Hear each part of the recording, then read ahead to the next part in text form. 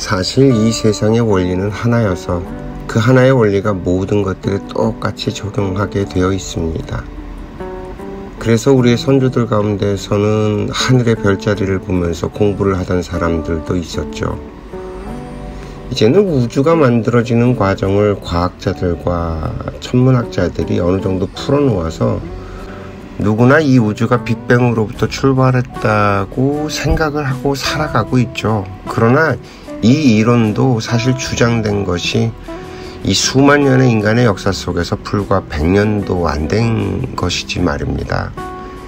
이 별들이 만들어지는 과정이 처음엔 가스와 먼지로 이루어진 구름들이 중력의 법칙에 따라 모여서 이 중심에서 핵융합 반응을 일으킬 만큼의 온도가 올라가게 되면서 별이 만들어진다고 하죠. 그리고 태양계 같은 것들 역시 별이 만들어지는 것과 비슷해서 이 중심부에 강력한 에너지를 가진 별이 만들어지고 그 주변의 나머지 물질들이 자리를 잡으면서 또 형성이 된다고 그래요. 이 우주에는 이 또 태양계와 같은 별무리가 수없이 많은데 결국 모두 같은 원리로 작동이 된다고 합니다. 중심이 되는 곳에 무언가가 있고 그 중심으로 형성되는 무리들이 있다는 거죠. 이렇게 자연적으로 질서가 생긴다는 것입니다. 근데 이걸 우리 인간관계를 갖고 와봐도 우리 인간관계도 결국 같은 형태로 흘러갑니다.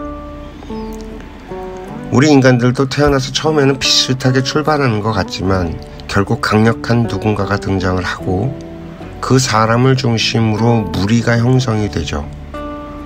또 이 가족에서 부족에서 국가로 형성된 인류의 역사가 그것을 증명해주고 있습니다. 물론 때로는 힘과 무력으로, 때로는 지략과 곤무술수로, 때로는 어떤 성인이 출현을 해서 무리의 중심이 되어 왔습니다. 그것이 힘이든 지식이든 지혜든 가운데 무엇인가가 있고 그 중력의 끌어당김의 법칙에 따라서 모여든다는 거죠. 인간관계에서도 이처럼 위계 질서가 저절로 만들어진다는 거예요. 이건 자연의 법칙이에요. 질서. 현대사회로 넘어와서는 대한민국 같은 경우에는 3대 축으로 인간의 무리들이 구성이 됩니다. 하나는 국가, 또 하나는 기업, 마지막으로 하나는 종교단체죠. 이 대한민국을 잘 보면요, 전 세계의 모습을 유추해 볼 수가 있습니다. 이 국가에는 또 행정부와 입법부, 사법부라는 3대 축이 있고요. 물론 그 구심축은 정치적 행위로 국가 수반을 둔 행정부이긴 합니다만 이 지구라는 별이 3차원이라서 그런지 참 많은 부분에 있어서 3이라는 숫자로 작동되는 것들이 많아요.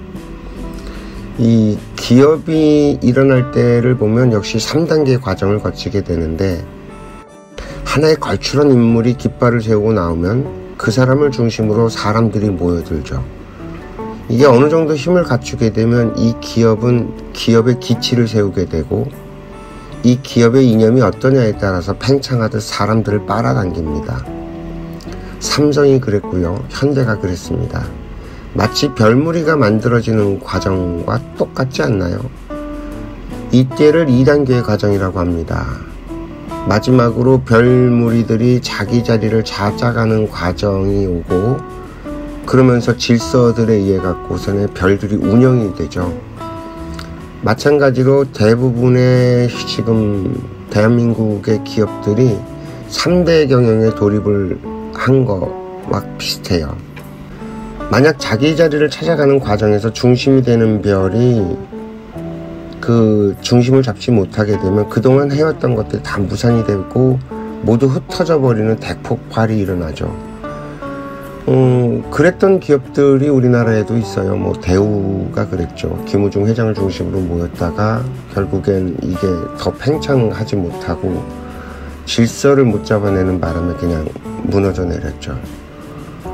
21세기 대한민국은 지금 그 기로에 서 있습니다. 사실 질서를 잡고 평화로 갈 것이냐 아니면 대폭발로 처음부터 다시 시작을 할 것이냐 모든 은하와 별무리들이 이 과정 속에서 모였다 흩어졌다를 수없이 반복해 왔습니다. 우리 인간들의 무리들도 역사 속에서 그렇게 생멸을 반복했고요. 어떻게 이야기를 좀 하다 보니 좀 복잡하고 이해도 잘 안 되고 관심도 안 가질 만한 이야기 같은데, 지금은 우리들이 어디쯤에 서 있는지 이 빅 히스토리의 관점에서 알아야지만 이 세상을 보고 이해하는 일들이 좀 수월해집니다.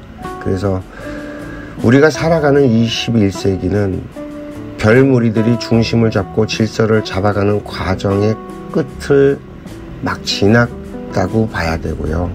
그래서 여기서 이제 어떻게 운용을 해서 살아갈 것인지 라는 담론이 나와야 될 때가 된 거죠. 이 우리들의 결정에 따라서 평화의 시대가 열릴 수도 있고 다시 한번 또 극한의 분열의 길을 걸어갈 수도 있습니다. 이제 과도기는 끝이 났습니다. 선택의 시대가 도래하고 있죠. 아직 일어나지도 않은 미래의 일들까지 포함해서 설명을 하려고 하니까 이야기가 더 어지러워질 것 같습니다. 자, 오늘 이야기는 여기까지 하고요.